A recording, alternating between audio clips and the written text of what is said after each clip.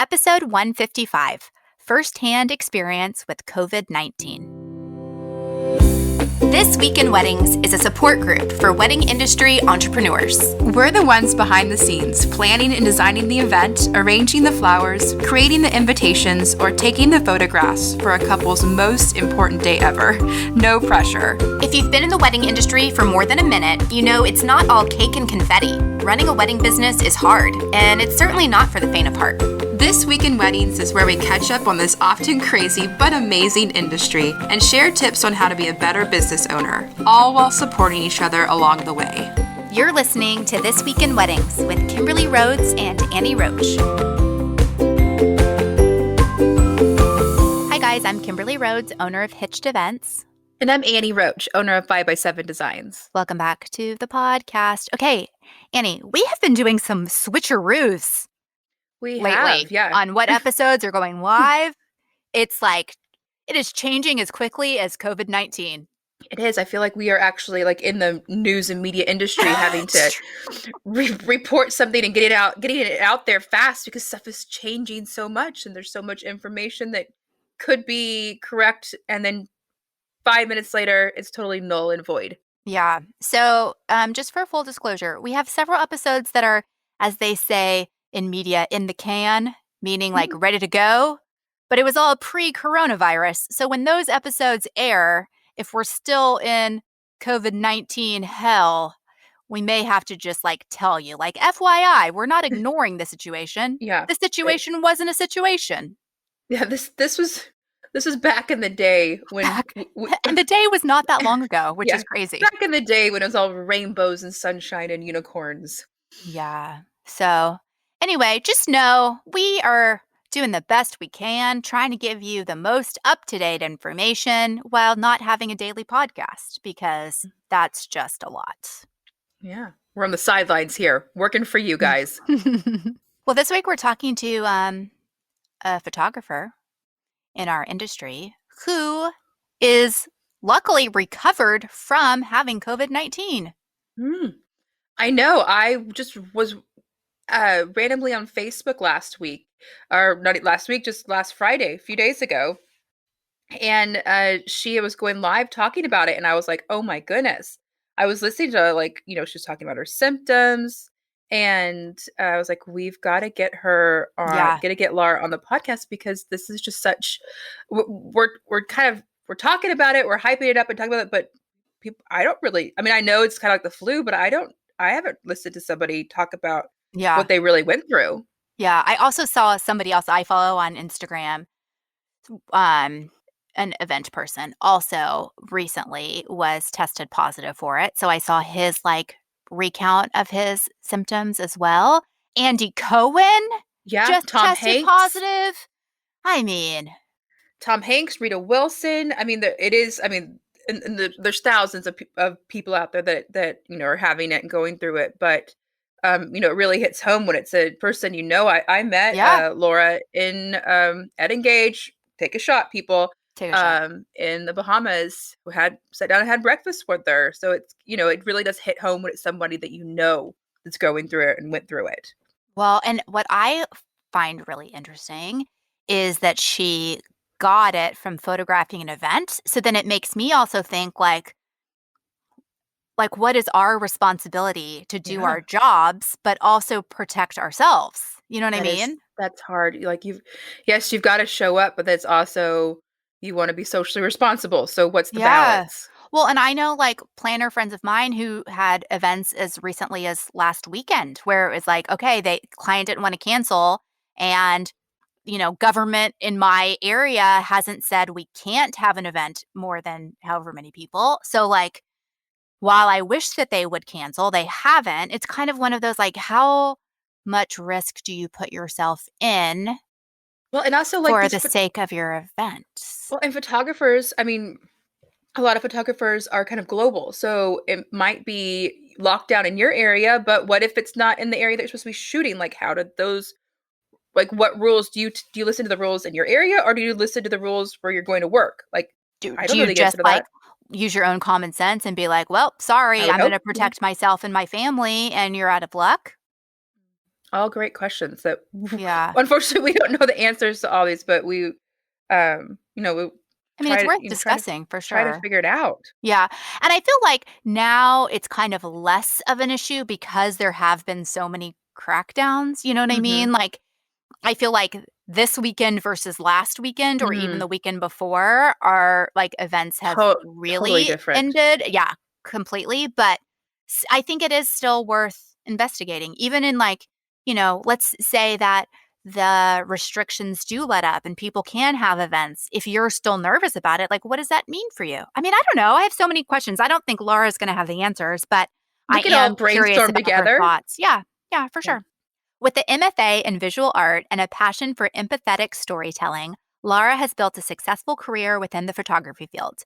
Her ability to bear witness and translate that emotionally through striking compositions has created a strong reputation within the wedding industry over the past 13 years. Her work has been featured in Martha Stewart Weddings, Boston Weddings Magazine, Grace Ormonde Wedding Style, Style Me Pretty, The Huffington Post, and many more. Lara is based in Boston and travels all over the US and internationally for weddings and commissions. Let's welcome to the show Lara Wolfson. Lara, welcome to the podcast. We're Thank you for glad you're having here. me. We're glad you're Yeah. feeling better, first of all. Oh, me too. So, we do want to hear about this, the whole situation. But before we do that, let's talk about the fun stuff, which is much more fun than COVID-19. But tell us about how you got into the wedding industry, how this all came to be. Yeah. Well, I have always had an interest in photography. It was an elective class that I took in high school back when we were doing film in the darkroom. Going to date myself a little bit with that one, and I had taken a few courses in college as well. And it wasn't until a photography class at the end of my senior year that they had a professional photographer come and talk to my class, and something just kind of like sparked inside of me. I don't know, maybe it didn't dawn on me that you could do this fun thing as a profession for a living. And so I actually connected with that photographer who came in, and I said, listen, you know, I will be your lackey, like just teach me everything you know. And so right after school, I went and shadowed her for a couple of weeks. I ended up moving overseas to Scotland for 6 months, and I Hmm. took what little information I had so far and a healthy dose of can-do spirit, and I didn't lie my way into a photo job when I got to Scotland, but Fake it till you make it. Sometimes you do it. that's always been one of my personal philosophies, is the fake it till you make it. So I started working the nightlife and entertainment portion of a newspaper, and they would send me to concerts and they would send me to clubs and bars, and I was taking photos, and I did that the 6 months I lived there. And when I came back, I used that knowledge and that skill set to get a job working with a wedding photographer. Worked with her for a year and then started my own company. Awesome. And when did that start? Like, when did you go into business for yourself? My business was started in 2007. Oh, look So at you. I'm a veteran. Yep. Yeah, you Yeah. are. 13 years. Go you. Golf claps. We like to golf Golf clap. Yeah. claps. 10 plus Very nice. years. Okay, so we understand that you have had COVID-19. You are now better, but tell Mhm. us, for those people who might not follow you on social media, how this even came to be. It's true. I have had the coronavirus, and I'm now on the other side of it. I live to tell the tale, as they say. Do Thank you feel goodness. like you're saying something bad, like I'm an alcoholic, or Yeah. like, my name is Laura and I First had step is admitting coronavirus? you have the virus. I mean, I have to be honest. Yeah, I mean, it was. I was really embarrassed, and there was a lot of other strange feelings that went along with having the diagnosis. I could Mostly, totally imagine that, especially even yeah. like 2 weeks ago, if that Well, makes like now that Andy Cohen has Yeah. it, it's like it's no big deal. Yeah. But I like, know. I just Elba. There's like all the cool people have it now. yeah, Yeah. right. But Like Tom I was one Hanks. of I the mean, we're the first cool kids before club. it was cool, and OG. yeah, and I mean, really, I was one of the first cases of anybody I had heard of, and until I actually contracted the virus, this was a problem that was happening overseas in cultures that didn't look and feel like mine, and it felt really abstract and foreign. So when it did come to land in Boston, and I was one of the first people to contract it from this conference that I photographed, I felt really kind of alone, Yeah. and I And wasn't what really sure what to do with when it. was the conference? What was It the was time the frame? last week of February. Okay. Oh, Um, it's so funny because that seems like a lifetime ago. Yeah. right? Like the Oh, fact that everything changes every day, like into February seems yes. like Yeah. forever ago. March has been like 4 years long. It's Yeah. been the Literally. longest March ever. 2020 itself, I'm pretty sure, has lasted 4 years already. Yeah. So, Yeah. yes. Yeah. So, the Okay, sort wait, of, let me ask you a quick question. yeah, So the conference is the end of February. yes. I kind of can't remember, to be honest, if I even really understood what was happening the end of like at the end of February Yeah. at that time, was like coronavirus even like in your mind?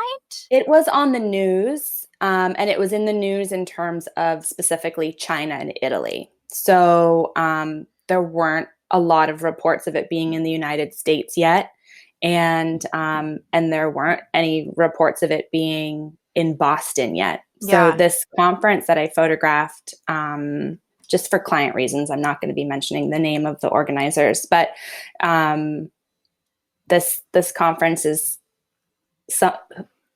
I don't know what the back end is. Somebody clearly had the virus. There were international guests at the conference, but that we don't know who had it. But basically, this conference is responsible for over 100 cases of it in Boston Yeah. now. How many people were at the conference? Do you know? Like how big it was? I think it was about 275 Yeah. was the last Yeah. thing. So like half of the people got Yeah. the virus. And were you in like close quarters with these people? Like, I mean, were you? I mean, Yeah, it was a like, pretty run-of-the-mill conference, just yeah, in like a hotel ballroom, Yeah.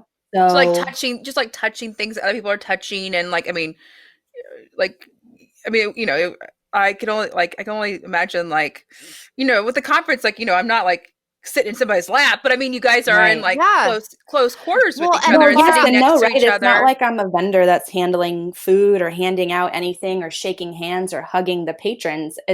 Yeah, We're doing our normal job of yeah. And a photographer's pretty much like kind of behind the scenes, kind of not totally. very close to other people, That's the thing. I'm a fly on the wall. I use long lenses. I think at the time some of the guidelines around the virus was be 6 feet apart from not more than 15 minutes. And I can honestly say I wasn't in any of those scenarios. And I think this is honestly the reason why I decided to do the Facebook Live about my situation, is because I wasn't being reckless. I was Mhm. just doing my Doing your job the way I job. normally do my job, yeah. and I contracted this. Well, and Um, Laura, I was at a conference a week after the conference you were at. Like the first weekend of March, I yeah, was at a conference with 300, 500, 1,000 Yeah. people, who knows? yeah, The special event was after the conference I was at, where there's all kinds of event industry people at it. yeah. It's like, I think there's all kinds of opportunities for many of us to have easily Right. caught I what mean, you if we caught. if we all go back to end of February, we were all living normal lives. Yes. There were Right. no restrictions. I mean, Yeah. yes, you said it was on the news, but there was no restrictions for us. No, there was nothing to fear.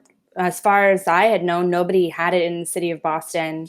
Um, so yeah, life was just going about as normal, and you know, and which is, now looking back on all of this, I'm just finding it extra important to talk to the rest of my events industry friends, because we're sort of unique in the amount of people we come into contact with on a daily basis, just doing our jobs. Yeah. Yeah. Yeah, for sure. Yeah. So is it helpful to hear sort of like the timeline of things? Yeah, And yeah. Yes. So I want to okay. hear like from the conference, like the date of the conference, when did you start to feel sick, or did you hear about someone at the conference getting it before you ever felt sick? Yeah. So the conference was on a Tuesday, Wednesday, and Thursday, the last week of February. And that following week, on a Monday and a Tuesday, I was hired to photograph another separate conference. And I remember on that Monday, um, taking a couple throat lozenges just to be quiet during the conference that I was photographing, because I had a very, like, a little scratchy throat and a very light cough. It was a non-event. Under normal circumstances, I would never consider this a symptom of anything. It's just the normal throes of winter, Yeah. right? So then you would Yeah. have continued to go to your job every day Absolutely. with those And I symptoms. did. So I had I mean, I mean, as a business owner, like I've been on my deathbed sometimes having Yes. to work. yes, we show up no matter what. And I'm sure we all pride ourselves on our reliability and our dependability to show up at the things we say we're going to show up at. So I had 2 days of a conference, and then that cough went away, and then I had another event, an industry party to photograph, actually on a Wednesday evening. So that was another big room of like over 300 people that I was in contact with. And then on Thursday, I just had, that feeling like just before you get sick, you're like, oh, I think I'm coming down with something. I better take some Zicam, or I better load up on the vitamin C, like Yeah. that kind of a feeling. And it just so happened that evening, that Thursday evening, a friend of mine had texted me an article. I had seen her early in the week, and she's like, what's going on? How you doing? I was like, oh, I just photographed this big conference. I've got this thing going on. And she remembered the name. And so she sent me an article, and she said, weren't you at this conference? And I looked at the article, and it said 3 confirmed cases of coronavirus from this conference. And my heart just sank. I was like, oh my God, I was there. This is scary, right? Like Yeah. the information we were getting about coronavirus are these like over the top sensational news stories from overseas of death counts. Yeah. People on And ventilators and yes. And so, I'm immediately like a little bit panicked. I was already a little achy at the yeah, time. even if you had like, I'm the kind of person like total hypochondriac. Like even if I had no symptoms, I'd be like, ugh, like I would have like made myself have a cough, like Yes, like yes. envision like Like psychosomatic. yeah, be like, oh gosh, I'm Yes. feeling the symptoms right now. Yeah, and it's actually like you and people like you that I decided to come and talk about my story after now being on the other side, because I was doing the same thing. I was like, I have an itch on my elbow. Is that related? Like my back hurts. Is that related? This mole looks weird. Is that a symptom? yes, yes. So so I decided, I was like, this might look and feel a little over the top, but I'm just gonna call my doctor. So I called the doctor on Friday morning. I said, listen, earlier this week I had a cough. That cough is gone, but now I'm feeling a little achy. And I've just seen this article about this conference that I photographed where there are 3 confirmed cases. I'm probably overreacting, but I just want to talk to somebody and just put my mind at ease, So that was the receptionist. She said, okay, let me talk to the doctor. I'll call you right back. And within a few minutes, they had called me right back. And the nurse said, she's, that voice when you're like trying to be calm, but you can tell that the person is panicking. Yeah. So on the other end of the phone, she goes, do you have a mask? And I was like, I actually do have a mask. It's kind of weird, but I have one. She's like, do you have gloves? And I said, I don't have gloves. She's like, how about winter gloves? I said, yes, of course I have winter gloves. I live in Boston. She's like, okay, I need you to put on the mask. I need you to put on the gloves, and I need you to drive yourself to the emergency room. Oh gosh. So you're like losing your shit right now. Like, Like, that is yeah. comforting. It was, at that point, I was like, you always wonder if you're going to be like fight or flight. Yeah. I was just kind of like, okay. And I'm home alone. My husband was traveling for work. And so like, it's early in the morning. I had to go out and walk the dog. I kind of like panicked and looked around my house to be like, what do I grab? I was like, Yeah. phone, keys, wallet, and like a tissue. I grabbed like the most random things. The things I wish I would have grabbed was my freaking laptop, because I ended up being at the emergency room for 8 hours that day. Oh, wow. And just had my phone with me. So I spoke. I would not have thought to bring my laptop either, just so you I know. know. Thank you. Thanks for saying that. So I drove myself to the emergency room, and I was on the phone with someone who was working in the emergency room, and they said, we don't want you to come in through the normal channels. Like, don't go through the main part of the hospital where there are other patients. We need you to drive around the back to where the ambulance bay is. Okay, And wait. I'm yeah, confused. Like, as you're driving, you call the hospital? they called me. Oh, Yeah. that's serious. Yeah. So Like, my dang. doctor had called the emergency room at Mount Auburn Hospital to let them know that I was on my way. And they called me to give me instructions on how to come in safely. Oh, wow. Yeah.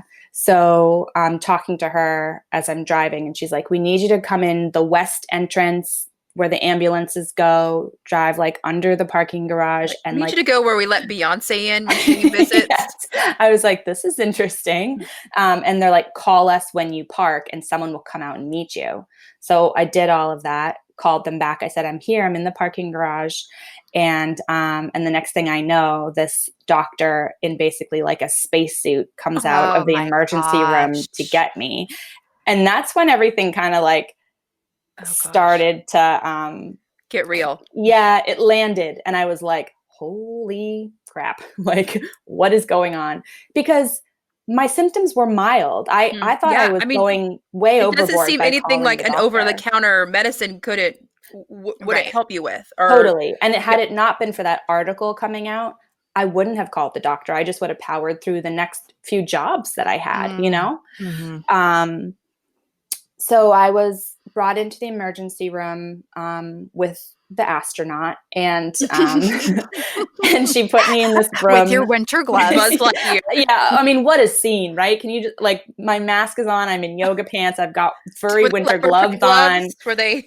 Yeah, I'm walking around with the astronaut, and they put me in this room that I think they call like zero gravity chamber or whatever. It's basically a very hard to close door and a place where the air isn't coming in and out and circulating anywhere else into the hospital. And they gave me a gown, and they started to like ask me lots of questions about how I was feeling, where I've been.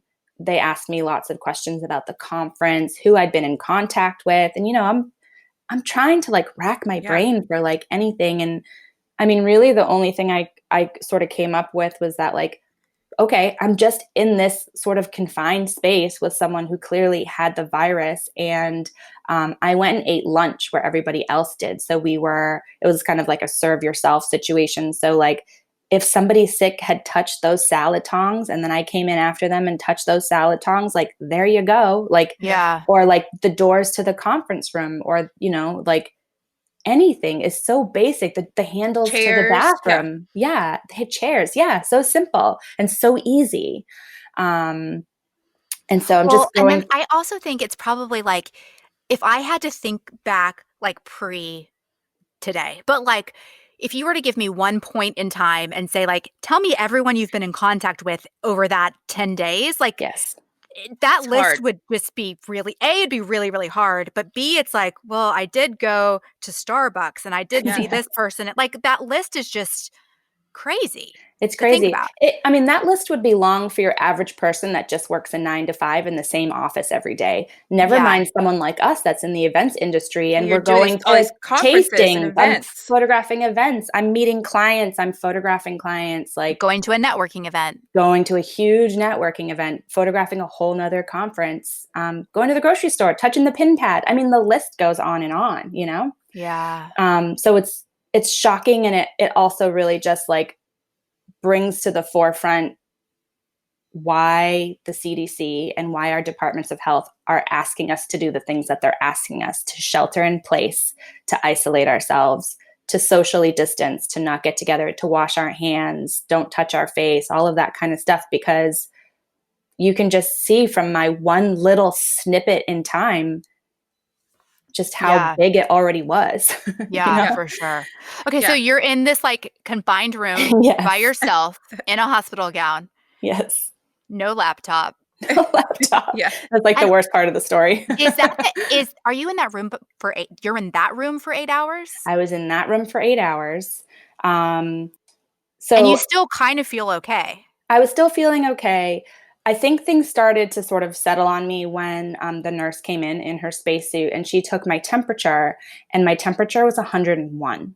And Hmm. I was like, oh, okay. So like my body is doing something. It's fighting something. It's warm. Like I felt okay. And throughout the day, I did have like a couple sort of like hot flashes. Mhm. It's hard to say again with just like the anxiety and the mental stress that we're all under right now. It's like, again, the psychosomatic, like, I don't know what was real or not real, but the temperature was like a hard line in the sand, right? That Mm. somebody else is checking that for you. And so I was like, okay.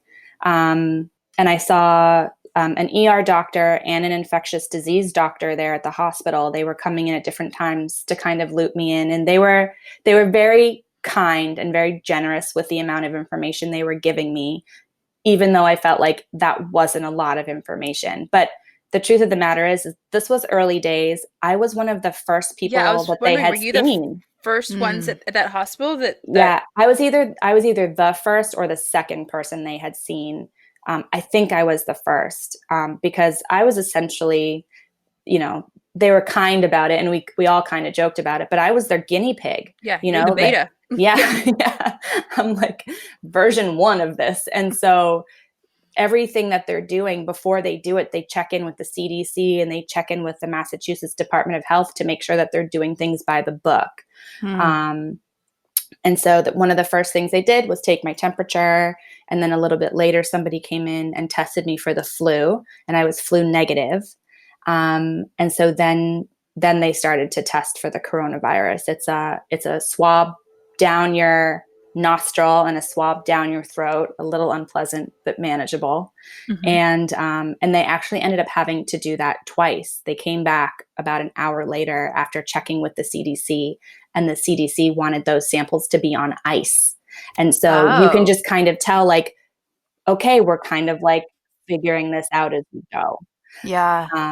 Which is hard because, you kind of go to the doctor and you hope that they have all the answers for you. But, fortunately, I didn't have a job to shoot that day. And so I was able to be patient and just let them basically run these experiments on me. So they weren't going to get the test results from the swabs that day. Basically, there was a shortage of tests, and every test that is being run in Massachusetts had to be sent to the state, to the Department of Health, along with basically a request to be tested. You had to. There were so limited tests that you had to kind of like qualify and make a good case as to why you needed to get tested.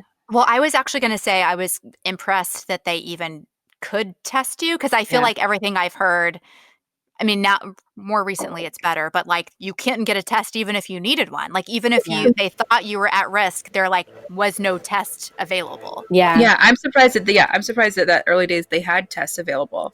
I think Well, good luck. You're also like in a big city. Boston's a we're pretty in a big big city. city, and I wasn't privy to this information yet, but they had basically started testing everybody at that conference, like a couple days before me at another hospital. So the ball was already rolling that like this conference was the place that was spreading a lot of Oh. the cases. So even if you hadn't like made your way to the hospital already, someone eventually would have been like, we need to test you? I would have eventually been called, and I did get Mm. that call several days later. Oh, wow. Yeah, and actually, someone from the company that I had worked for called me the morning I was heading to the emergency room, and she was like, "Hi, we need to talk." I was like, "Yep, I know. I saw the news articles. I'm actually on my way to the emergency room right now." so, Mm. so a little scary, Um, but everybody was super kind. They were giving me the information that they did have. I was in contact over WhatsApp. My husband was traveling internationally and he was scheduled to come back the next day anyway. So I was just like, I'm okay, but Yeah, like like, how do this you is send what's that text? You're like, happening. Yeah. I have COVID-19, Yeah. but can you All of feed the those dog when texts you get start with, home? don't panic. I'm okay, but this is happening to me right now. So fortunately, I was also able to communicate with my neighbors, and they were able to go over to my house and take care of the dog, because that's a long time to be away. And I just hadn't planned to be out that long. I didn't know what was happening. So long story short, they sent me home without any test results. And they said, we're going to be in contact in the next 48 hours with information from the state. In the meantime, you need to self-quarantine, treat this like you have it. Don't go out, keep washing your hands, all the basics, and basically treat this like you have the cold or the flu in terms of medication. So I was taking Dayquil and NyQuil, hydrating, resting, that kind of stuff. And had your fever gotten worse by that point? The fever reached 101, and it pretty consistently stayed there for almost a week. Even taking the Dayquil, which has the acetaminophen in it, like it would bring it down to 99, but it was still high. You could just tell my body was like really working.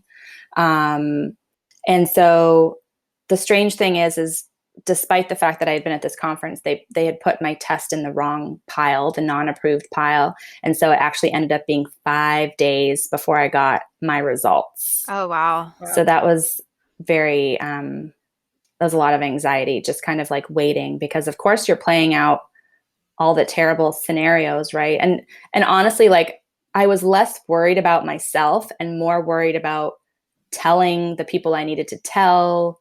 You don't know who's immunocompromised. You don't know who lives at home with an elderly person, who has kids. I knew what panic I was already feeling. And the thought of giving somebody else that level of panic, like, broke my heart, like that was just an awful, awful feeling. Never mind the sort of like the professional things you think about, right? Like, oh my God, everybody relies on me. I had to start canceling jobs. I had a corporate gig, some headshots, and a family shoot that week that I had to call off. I didn't even have my results yet, but I was like, I'm starting to not feel well. So by Saturday, the next day, the fever was there. I was starting to get the body aches, and the things that come along with the fever, just not feeling great. I was so exhausted. That was like just such a prominent symptom for me. I was, normally.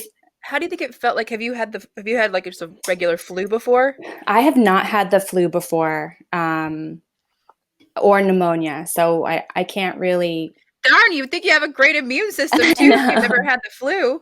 I know. Well, I mean, I guess I do, because I'm on the other side of the coronavirus. True. But yeah, it was just this Have you ever felt exhaustion. like this kind of sickness in your life before? This is the most sick I have ever been. I can say that super confidently. And oh, wow. It's the most sick and the longest I've ever been sick. Usually if I get a cold, I maybe take 1 day in bed, if that. I usually power through, but this was a level of fatigue that I have never experienced before. I was in bed. If I got up to go to the bathroom or take a shower, I was so tired from doing that I just had to go back to bed. Yeah. And I didn't even have the attention span to watch a movie or to answer emails. I had zero interest in food. I had no appetite whatsoever. I tried to get down like a little soup. Another Were you symptom. coughing a lot? No, I just had that dry cough very early in that week, and then it never came back for me. That's crazy, because I just feel like from the news I'm hearing, it's just all about this cough. Yeah, that's what I was thinking too. So my colleague that photographed the conference with me, she had a totally different set of symptoms, and she also tested positive for coronavirus. So she did have the cough. There's like different strains of it. I know. So I don't know if they're different strains or if it just is different for different bodies, but so she just had the cough and she had the tightness in the chest. I had the cough very early on. It went away. And my biggest symptoms were the fever, the body aches, the exhaustion. I did get that sort of like pneumonia chest feeling of like, it was just hard to breathe. I couldn't feel my lungs. Like that was one of the scarier symptoms. I also had diarrhea. So like, I was put through the ringer on this one. And another photographer I know in the city of Boston has this as well right now. And hers has lasted twice as long as mine did. And she lost her sense of smell and her taste. What? So I've just read another article that is a symptom. So again, it's reacting differently in different people. So from everything that I've read, actually the most dangerous part of this is before you get the symptoms. That seems to be when we are most contagious. And so I think that's why I decided, despite whatever embarrassment or, stigmatizing thing I was going to experience, I was like, I have to let people know that like, I'm a normal person. I was working like a regular job and I caught this. And it's because whoever had it didn't have any symptoms. They just didn't know. People at the conference weren't hacking and sneezing and coughing and experiencing symptoms. They wouldn't have been at the conference if they were sick. Or they were just like, oh, I have a tickle. I'm going to take a cough drop so I'm not coughing. There you go. That's how this is how this virus, I think, is intelligent, and it's just making the rounds at this point. It's not to scare anybody or to sensationalize it, but a lot of us are going to get this virus. And so that was another reason that I just wanted to share like what happened to me, because there is a lot of scary stuff in the news right now. And it's easy to kind of take things to a worst case scenario. And I am by no means downplaying how serious this is, but I did think it was important for my friends and family and acquaintances to see my face, and they know me, and, I got this so easily. So we really do need to be careful as event professionals now. And basically at this point, there's a reason that they're calling for us to shelter in place. And it's because we're most dangerous when we don't even know that we have it. Lara, sorry, Kimberly. No. When you're at home, did any of the healthcare people, did they contact you or like follow up? And then did you like have, like, once you did your initial, did you have to kind of like in writing give who you came in contact with and kind of show that contact map? Or great what were the questions. next steps? So after I had gotten my diagnosis, I was assigned a nurse to my case who called me every single day for an update. She was checking in on me. She would ask me to read for me to read her my temperature, to tell her what my symptoms were today, how I was feeling. And then in kind, she was really great about like telling me like what new developments the CDC was coming out with, what the Massachusetts Department of Health was saying. They were all meeting together twice a day, every day, to compare information. So she was really keeping me abreast of all of that information, which I really appreciated, because that put my mind at ease a little bit. So she was tracking me, and originally they told me that to get cleared, basically, I needed to be asymptomatic for 4 days, for 4 or 5 days. They count the first day as day 0. And that they were wanting to retest everybody, and we needed to have 2 tests within 24 hours. And both of those needed to come back negative. Further along in the process, they ended up taking that back, and essentially they cleared me after being asymptomatic without being on medication for 5 days. And they stressed don't take any medication. You need to be able to have no fever, no cough, no symptoms without anything suppressing them. And so that's how I was able to get cleared.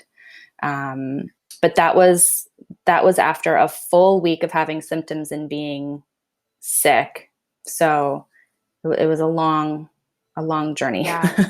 So Lara, I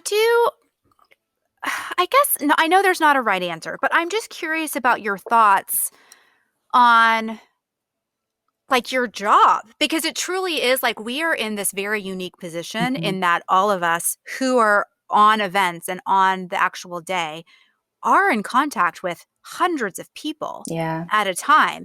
And like one of my planner friends had a wedding last weekend, and Wow. her area was not saying that they couldn't.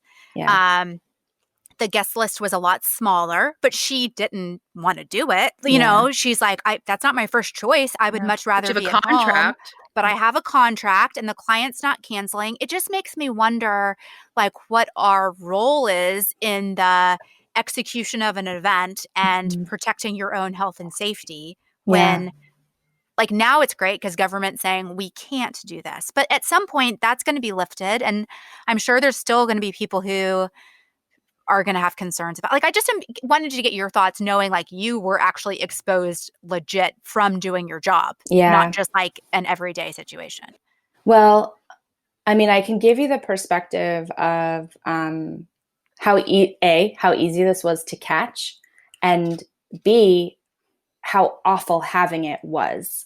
That's just Mm-hmm. what's scary to me, Laura, is like, it's not, you didn't get it from your spouse, someone Right. like, or a family member that you're in close contact with. This is somebody that's this, I feel like the scariest is how easy it was to get. Yeah. And I mean, that's really why I'm sharing my story, because there isn't a shelter in place happening in every state right now. I'm sure we've all seen the footage of people down in Florida having spring Oh yeah. break, like nothing's going Yeah.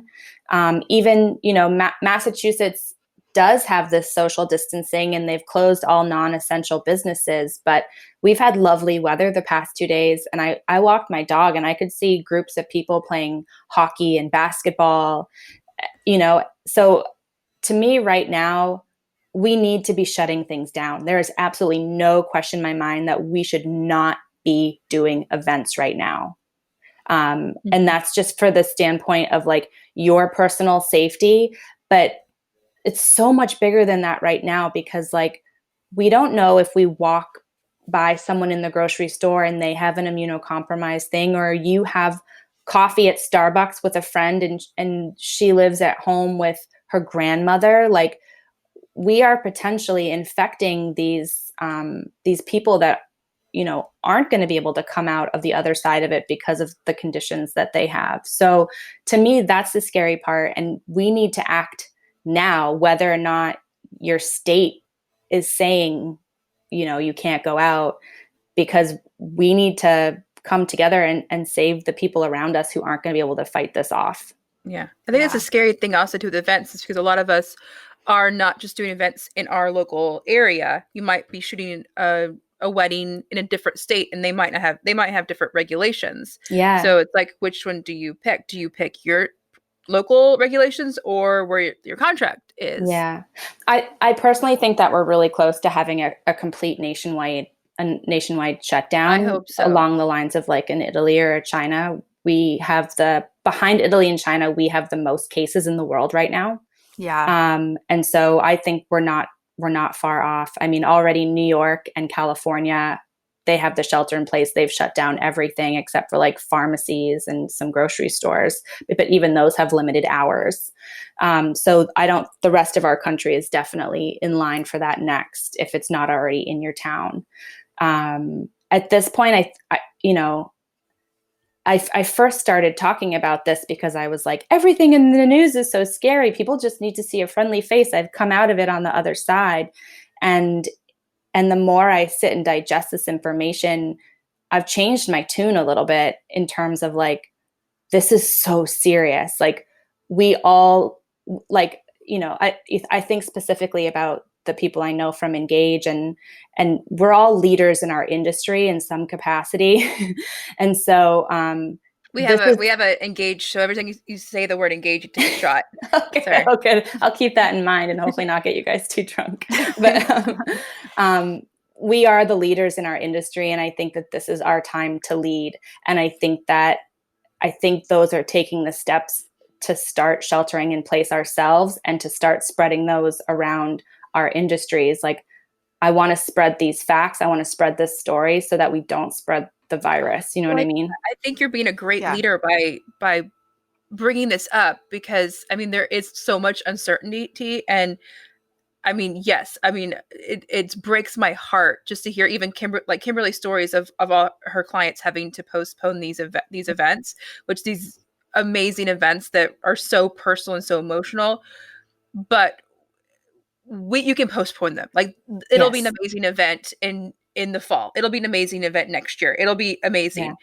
But this, I mean, this is it's nothing is serious. Like it is, we are to the point of serious that there's nothing you can't postpone that is worth it at this time. That's the thing. And, it's not about, I think it's an easy decision to make when we take our own personal fears and losses and anxieties out of it. And we start to think about, like my bride's grandmother or like their family members. Like this is actually an act of service to our clients to start encouraging them to postpone and for us to shelter in place and to not go out. This is an act of service for our clients that's going to save lives. And I can't think of anything more important than that. Yeah. Yeah. I mean, that's a great, like, succinct way to say it, I feel like. I think especially for like planners in particular, I guess. I can only speak for like from my kind Yeah. of category, but like I am hearing like the emotional like anguish on my clients when Yeah. they have to postpone, and it's like a lot. Yeah. It's heartbreaking. I It mean, is heartbreaking, but at the same time, it's also like this is I think I'm just a less emotional and more practical human that I'm like, this is just the reality of the situation. yeah. Yeah. Well, it's an Period. event. It's a wedding. It's an event. You can always get married, or you can always have this amazing event in the future. It's not like a heart transplant that you've got. It's like an Right. immediate thing that you've got to get done, and it's got a time limit. There's Yeah. not really a time limit on events. And I think, I'm an eternal optimist by nature, and I don't think we need to take the emotion out of it. I think this is the time that like we can hear out our clients, we can listen to them, we can empathetically embody their concerns, but then we can redirect this like bigger team mission that we're trying to accomplish here. And like, yes, okay, think about it this way. I know this breaks your heart, but like, let's reschedule for later in the year or for next year. And think about what that wedding is going to feel like then, Yeah. like we're Yeah. going to be on the other side of this pandemic. You're going to marry the love of your life. Hopefully all of your family members are still going to be there because we did the right thing and we sheltered in place. Like 2021 could be the most loving, most celebratory, like just happiest, most joy filled thing because we're going to be on the other side of this. And we all came together to do this safely and responsibly with the teamwork. At this point, one of my reflections on what's been happening is when it was happening in another country, it was really easy to think about like they and them and the other. Mm-hmm. And now that it's here, I can't help but feel the we, we're the team. This is happening to us. Like we're here in this together. And I think it's important to spread that message to our clients. I'm sure it's really easy to get caught up in the me and the I and me and my partner because, that is what those events are about. But on the bigger scale, if we can open people's hearts to the ideas that this is the loving thing to do, is to postpone because we're going to be saving lives and it's going to be an even bigger celebration next year. I think that's a really great redirect.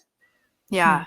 No, I love that for sure. And I think it is hard I think for the people who are in those situations about having to make that decision, Yeah. it is hard to take the I and me out of it. Yeah. And it's sometimes hard to hear Mm-hmm. that not taking the I and the me out of it. Yeah. Yeah, for sure. It's going to take all of us. I think if we can all get together and we can all kind of take this leadership role and embody this sense of general well-being for all, that it's going to be easier to like, not to sound too mushy-gushy, but like for us to really hold that sentiment in our hearts and for that to be our truth. And that's going to be much easier to declare it to clients and to fellow vendors. Yeah. Lara, has this like affected your business? Like, I mean, it's affected all of our business, but like, I don't feel, hopefully we can get this recording out to people that are not just in the event industry. Yeah. I mean, this has really hit the event industry. Yeah. Are you doing okay with your business? Yeah. I mean, I am in a fortunate position that, I have a savings account, and so far in talking to clients, I've got April and May weddings that are rescheduling and not canceling. And I tried to be proactive a couple weeks ago and get this. I think we had a little heads up being in Boston that this was going to be a big deal, maybe before some of the rest of the country did. And so I've been proactive in emailing my clients and letting them know, listen, this is these are the barriers in place set out by our government. Right now in Massachusetts, we can't gather in groups of, I think it's like 10 or more, until after April 27th. Like, schools are canceled. Basically our whole city is canceled right now. Yeah. Through the Same here. 27th. And from everything that I'm reading and listening to, it sounds like it's going to be past that, potentially Yeah. by a lot. So I basically sent out an email and I said, if you're thinking about postponing your date, this is what I suggest. Get in contact with me early on, like when you're talking to your venue, and let's find dates that make it easy to postpone to. I have offered my clients to essentially, if they're postponing, we'll just basically transfer the contract. There's, I have that flexibility, and I'm trying to be as flexible as possible with clients. I also have a team of associates, so that makes me even more flexible in terms of dates and being open for people. But I'm also a businesswoman, and I have things in place in my contract to protect me. So should people decide that they're canceling or they're moving it to a date that we can't accommodate, that's why I take a retainer. Like, I'm holding that date for you, and I've turned down business. So it's a little bit of a tough love approach, but at the same time, we're trying to be as flexible as possible, and obviously as empathetic as possible. I'm on a pretty much a text basis with all of my clients right now, and as they're talking to their venues, they're texting me about my availability, and I'm trying to be as open and responsive as possible, just to make that one less thing they have to worry about. Yeah. How about Lara, Kimberly? this is like really good information, Kimberly, honestly. are you doing okay? I know, like we kind of talked about.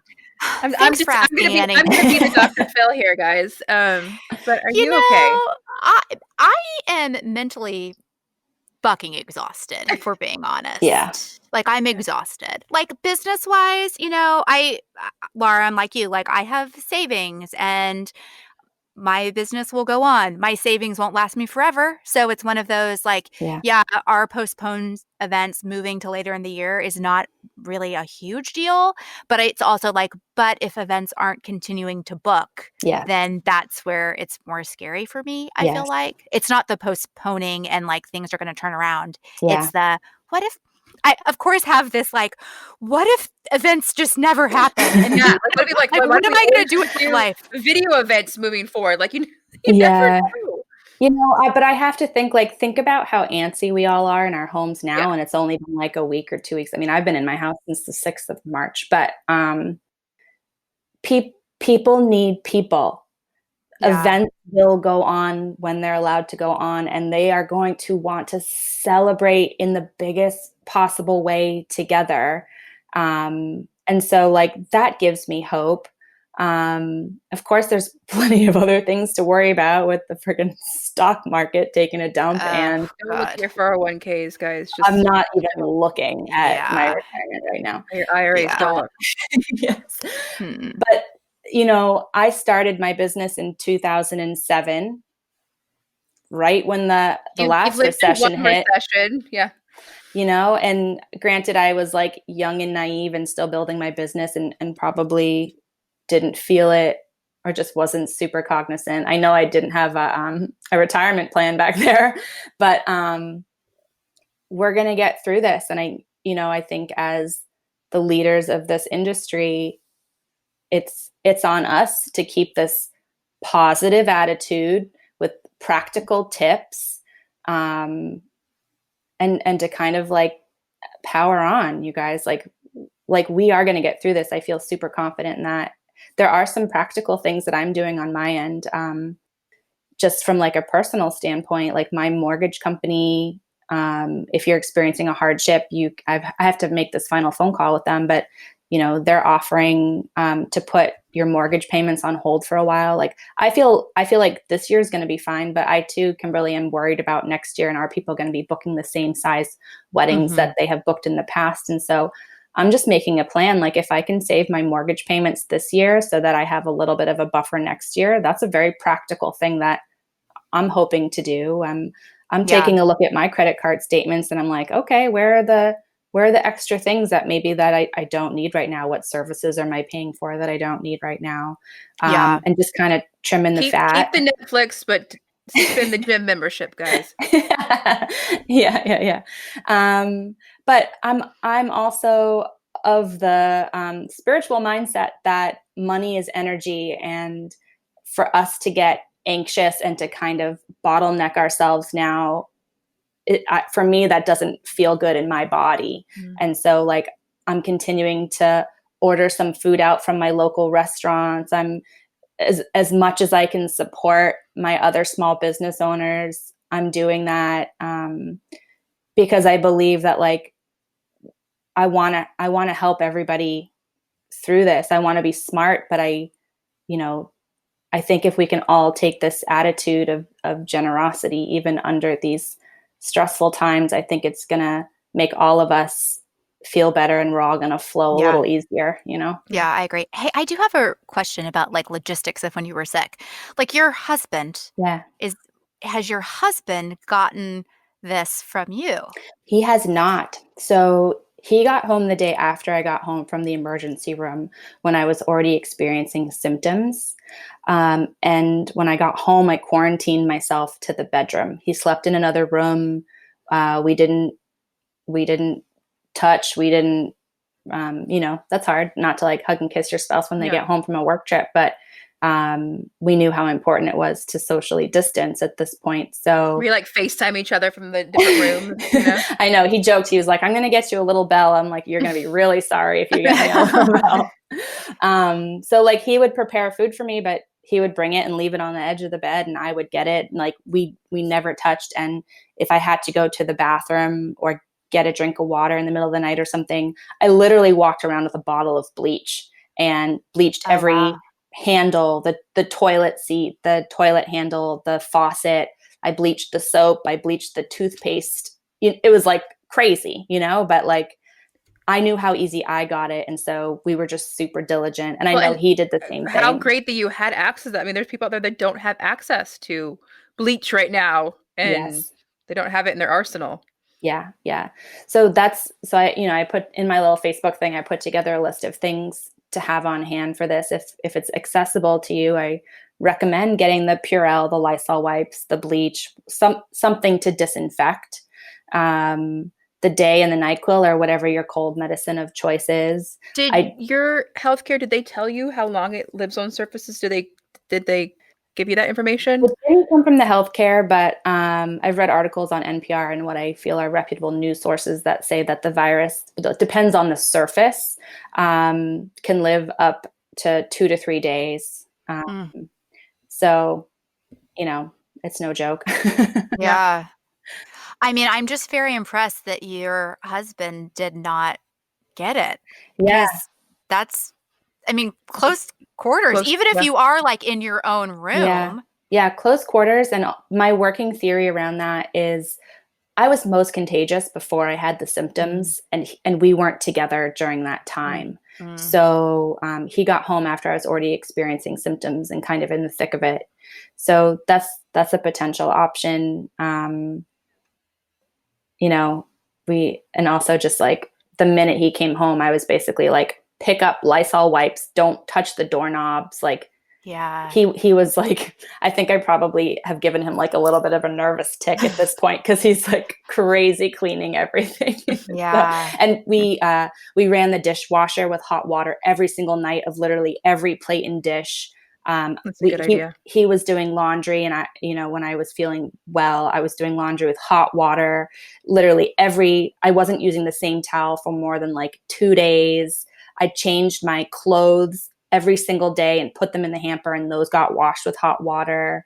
I don't know if that's good advice or if that's extreme advice, but that's just what we did. So Yeah. Hmm. Goodness. I know. Sorry. No, it's this is all really good. It's a lot to think, especially also, I mean, even just like logistics, I think in our industry, a lot of people are self-employed and like not even access to health insurance, stuff like that. I mean, it's there's a lot to think of in this industry, and I'm so glad be hard. you came and talked to us about this, because I mean, it's going to be hard, and it's going to be hard for the next few months, but we've got to make it hard, and we've got to stay at home, and we've got to do this for it to not last 8 months, 12 months, 18 months. Exactly. Yeah. This is a time for us to come together, and, I'm not sure if a bunch of us want to get together and sort of talk about like a code of conduct during this time. I'm super happy to talk to anybody that's thinking about that for their teams or for their employees or anything along those lines. However I can be of service to anybody, I would really like to be. But I just can't stress enough that like, I know that these instructions aren't in every state, but it really is up to us at this point to put them in place for ourselves. We can't be doing events with groups of people. It's just too dangerous. And even though we feel like we're healthy and okay, but yeah, Lara got through it and I'll probably get through it. That's not to say that in the meantime, we wouldn't come in contact with someone a little bit more vulnerable. And I think that's the scary part. Well, you know what else is really scary is I was supposed to have a client meeting with a venue in April, the beginning of April. And I reached out last week and was like, hey, just surely we're not having this meeting. And the venue was like, nope, we're still good. Just please don't bring more than like 3 people. And I'm like, what? Nope. Obviously, we canceled that meeting. But it's interesting because they were completely comfortable thinking they were being safe by saying, don't bring lots of people to this meeting. But planner, bride, groom, that's fine. And it's one of those things where like, but is it? It's not. It's just that hard and not balance everyone of is making that a hard and fast rule. Keeping your livelihood, keeping your business afloat, but also being smart and being socially conscious. I feel like that is the hardest thing that business owners are having to do. And I know it sucks, but you just got to hanker down, and hopefully you've been smart with savings. We do say that, but I would say that half the people out there don't have savings. So we are very lucky that I believe all 3 of us have business savings, but I would say that we are in we are not the majority. Sure. Yeah. I think this is just going to be a difficult time for all of us, savings or no savings, honestly, because there's so much unknown and we don't know how long this is going to go on for. Like I have savings. I think to myself, like, okay, I can get through a couple months, but like the truth of the matter is like, we don't really know when this is going to end, which sucks. But what we're just going to have to get creative, like what can you do online now? Obviously I'm meeting all clients via Zoom or Skype or FaceTime, whatever their choice is, and encouraging clients to postpone and not cancel so that, I can keep some semblance of financial flow going in terms of retainers and payments along the way. And then I don't know, the truth of the matter is, I think is business is going to look different on the other side of this. And we're all going to be different on the other side of this. So that's scary, but I'm choosing to stay optimistic that like we're going to evolve into something really interesting and great. Yeah. One of my girlfriends, we had breakfast together a couple weeks ago when like you could still do that. And she was saying, and I thought it was like a really good analogy. She's like, I feel like on the other side of this, it's kind of be how the other side of September 11th was. in that it makes us just think about things a little bit differently. Like you Yeah. just think about traveling a little bit differently. You think a little bit differently when you just see a random backpack somewhere, which Yeah. like you never would Makes have you thought smart. differently about that pre September 11th. And it's one of those things like we now are going to, once we're all past this, we're going to think differently about how we wash our hands and like what is disposable versus like, using a salt shaker at a restaurant that 15 people have touched. Like Yeah. we just are going to think about all of those things just a little bit differently, Yeah. having gone through this. Yeah, we're going to think about those things more seriously, but I also think about all the wonderful things that are coming our way too about, we've been separate, who knows how long it'll be, but we've been separated from each other for so long, and now we're able to like celebrate in person, and those events are going to feel different, in a good way. Like these, Yeah. this is really making us get back to basics on a very big level.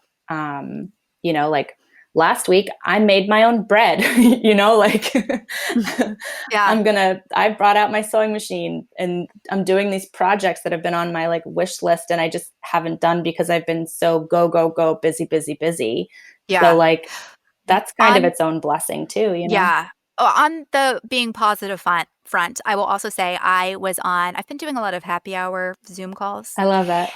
And I did one recently with some of my girlfriends from college who are here in Dallas with me, but we just have the hardest time getting our schedules to match. And so like we would postpone and just like not be able to get things together. And we did a Zoom call and we're like, why have we not been doing this? Same Like, thing. That happened the same thing with me, Kimberly, as I did it with a bunch of my sorority sisters. I'm like, why? We could have always done this. yeah, I know. these were like my sorority sisters too. Like, we're like, why have we not done this? Yeah. Yeah. I played tennis 4 mornings a week with this wonderful group of women. And obviously we can't go to the gym right now. And so each one of us has been taking a morning to like lead a workout session. So we're all on a Zoom call just like this and, doing leg lifts and abs. And it's just, people are getting creative with ways to connect. And I think if we can stay focused on that good stuff that's going to get us through. And I know there's going to be some really practical challenges that pop up over the course of the next few months, but we have a strong community. Like if anything, I was anxious to share my story because of the vulnerability of it. And I wasn't sure what the optics would be, but people have been so supportive and so kind. I think that like, don't be afraid to take a page out of this book and let people know when you're struggling or when you're having a hard time. I think this is a time for us to like connect to one another and truly show up for one another. Like we're just one giant team at this point. So let's operate that way. Like we can help each other. Yeah. And I remember I was watching your Facebook Live and I remember you kind of saying you were a little bit hesitant. But I feel like we would, 99.9% of us would do the exact same thing in your shoes as a business owner.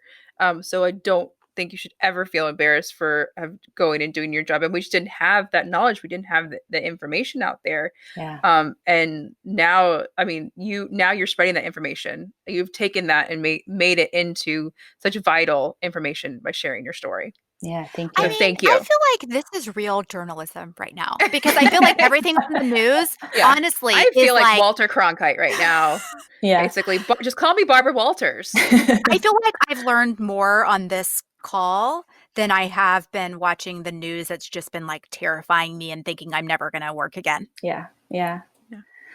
No, that was definitely, I'm glad to hear that because that was definitely my intention. And, it's just about finding that balance. Like, yeah, we're in for this like rough ride. We need to hunker down. We need to do the hard work here, but it's possible to get through it. It's possible to survive coronavirus, and it's possible to survive this economic stuff that's going on right now. Like we're going to get through it. I think I'm just choosing to remain excited that we're going to look and feel different on the other side of it. And I'm staying optimistic that it's for the better. I'm like, you're especially exciting me. It's contagious. Like, yeah, you're like super positive. Yeah, and I like that. I mean, it's just like we're being forced to slow down. Which, hey, sometimes this could be something that we all need. I know I am constantly for the past how many years having a business, I can't remember, 7 years having a business. I've been go go go go go. Yeah. And I can't remember the last time I just sat down and did nothing. And It's like a I did weird that this weekend. sensation. Yeah.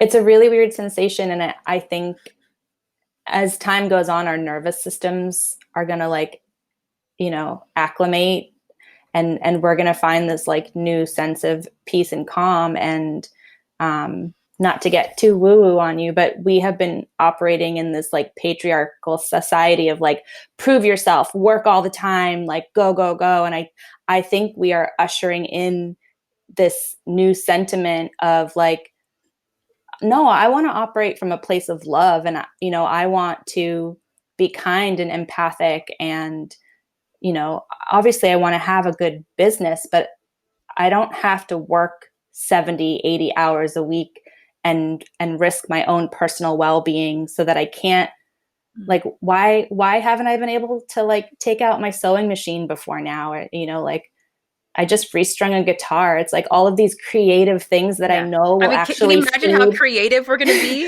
Like I this, it's know. going to spark so much Oh my creativity. God, that makes me like so happy to think about, and think about like, we're going to be fulfilled and happy, and the creative juices are flowing. That's going to like invigorate our businesses. It's going to bring so much good. I think it's just important to keep that in perspective along with some of the hard things we're going to go through this year. Yeah. Well, Lara, thank you so much for just being open and honest. I feel like you have shed a lot of light on things that we just didn't really know. No, we appreciate you so much for telling your story. Yeah, absolutely. I'm really appreciative that you two wanted to hear it. And please, to any of your listeners, I'm sure you'll share my contact info. I'm here for you guys. So if you have questions, if you're nervous about anything, if you want to compare symptoms, like if you just need a refresh on what my timeline was, like I'm so happy to help people. And the more that, we can feel like, I think the hardest part right now is we all feel out of control, right? Like we don't know what's happening. We don't know what's happening to our businesses. I haven't known what's happening with my health. Like it just feels very uncertain. So if I can help alleviate that in any way for anybody, just please reach out. I'm literally not doing anything else. We got some time. We got some time for you guys. That's amazing.